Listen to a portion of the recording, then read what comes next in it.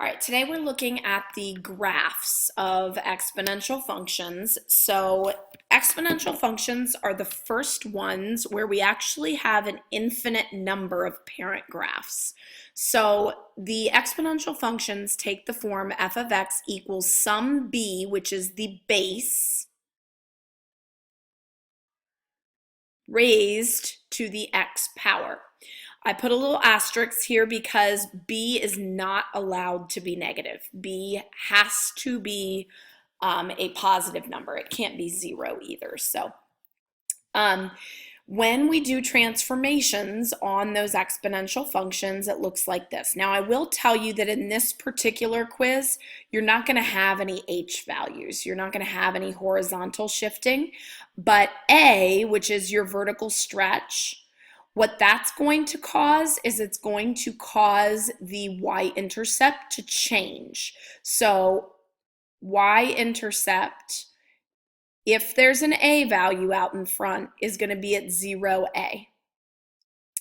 You're not going to have any h's. This k value, so if there's a value that's added, either before or after the base term, this is going to cause the horizontal asymptote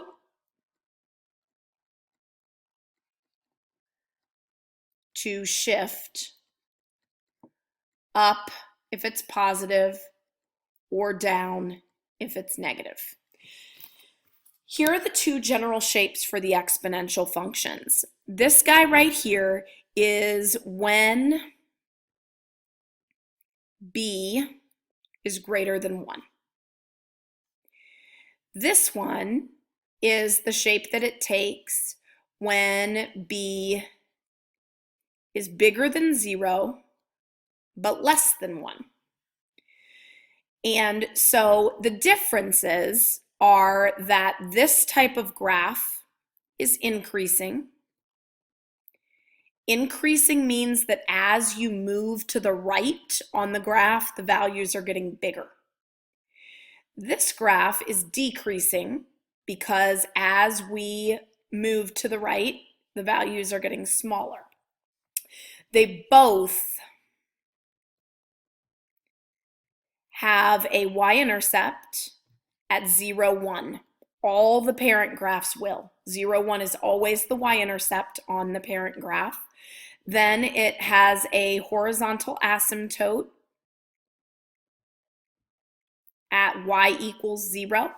Remember that an asymptote is a line that a graph approaches. It gets really, really, really close to, but never actually touches. Now, it kind of looks like it touches on the far ends, but it doesn't. It's just getting infinitely close. The domain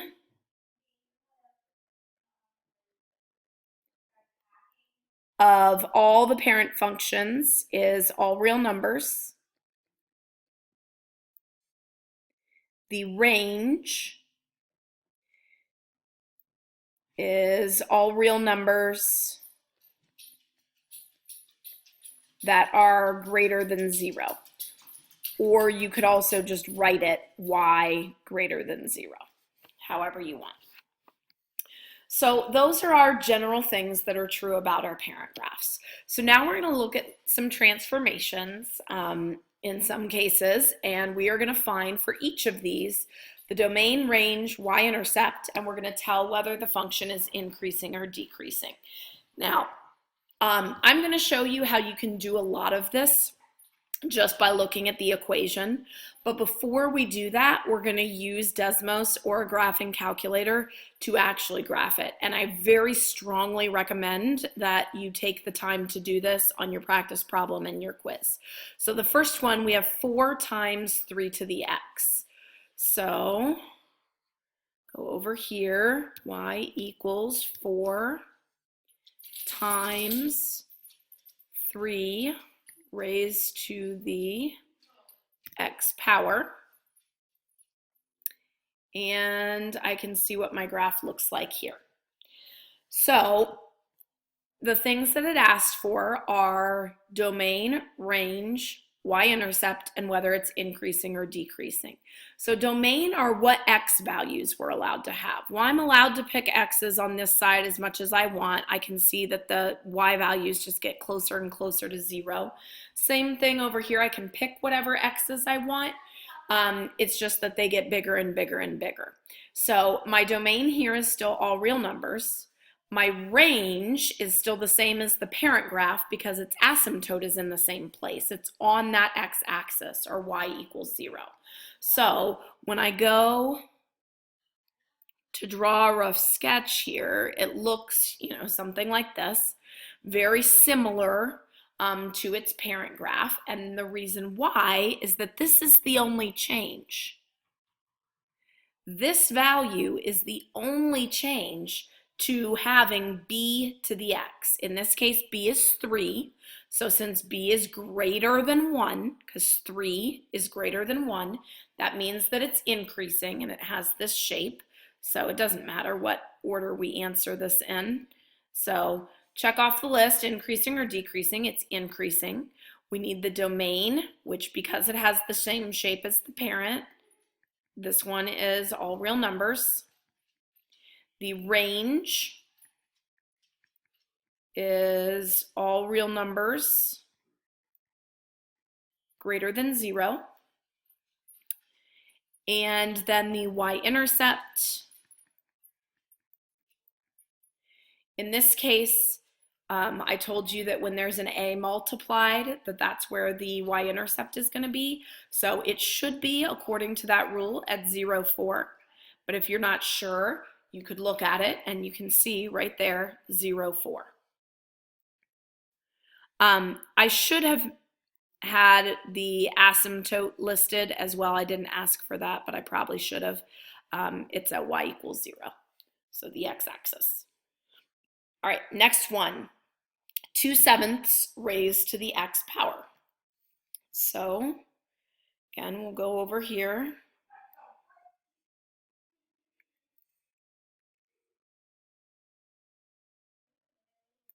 So I'm going to use parentheses. Oh, I made that disappear for a second. Hold on, got to get it back. There we go.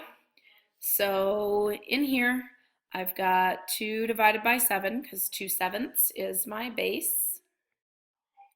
Y equals 2/7 and then raised to the x power. And when I look at my graph, I can see here that this takes the second shape, which should make sense because we had said that when b is between 0 and 1, it should be decreasing. 2/7 is bigger than 0, but it's less than 1. So this one is decreasing. Its domain is still all real numbers.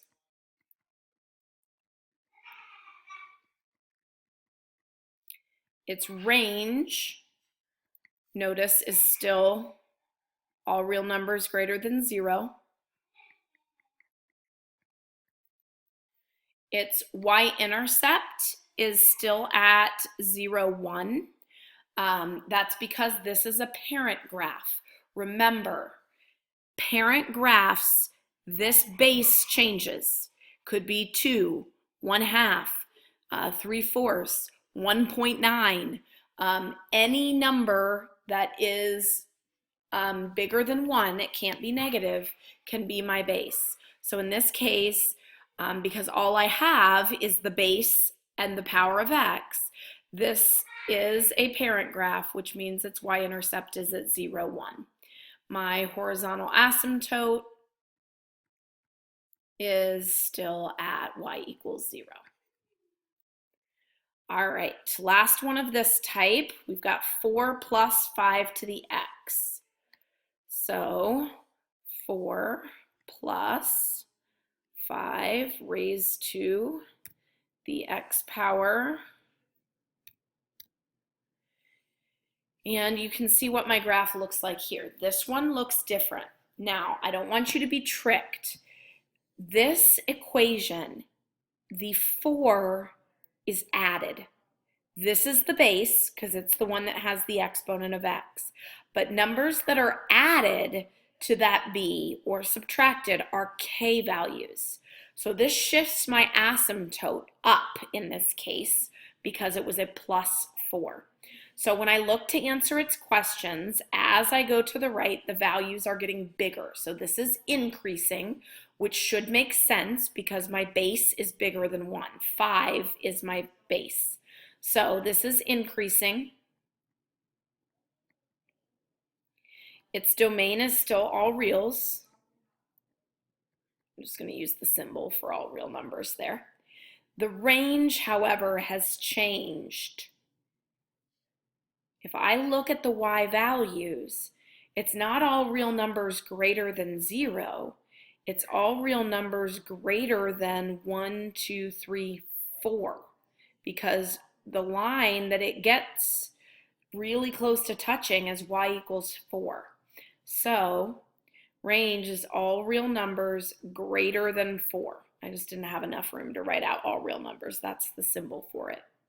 My y-intercept, because I shifted my graph up 4 units, normally a parent graph would be at 0, 1.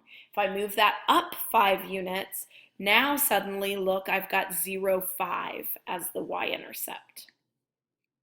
So y-intercept is at 0, 5, and then the horizontal asymptote is y equals 4. Now, there are ways that you can do this without graphing it. If it's a k value, that's where your asymptote is going to be. It's also going to move your y-intercept up or down that many. If you have a multiplied value in front, that multiplies the y-intercept value, so we get it at 0a, wherever that is. All right, last one says the graph below could be which of the following functions. So this is, again, one where if you're not sure, I really encourage you to just take your time and actually graph all 4 of the choices, see which one works. Now I'm going to show you how you can do it without doing that. But if you're not sure, that's what you should do. So first one that I know I can eliminate is this one, because this is a parent graph. It's just a number raised to the x, which means its y-intercept would have to be at 0, 1, which this one is clearly not. I've got a y-intercept at 0, 4. All the other ones have a multiplied by 4 in front. So next, I want to look at the values of the base, because I know that when the base is bigger than 1, it should be increasing, and when it's between 0 and 1, it should be decreasing. So in this case, 0.6 is between 0 and 1. This graph is increasing, so can't be this one. 0.6 would be decreasing. 1.6 is still in the running after that. I go over here, the base is 1/2. 1/2 also would be decreasing. So eliminated, that means this is my choice. If you want to check it, we can. We've got 4 times, and then change our base to 0.6, 0.6, and raise to the x power. Not 0.6, 1.6. See, I almost totally screwed that up. But there's the equation typed in correctly this time. Here's the graph. I can see, oh, 0, 4, yep, looks like it's increasing, and that does look like it matches with this guy. All right, so Desmos is your best friend on this one. I highly encourage you to use it or your graphing calculator if you have one.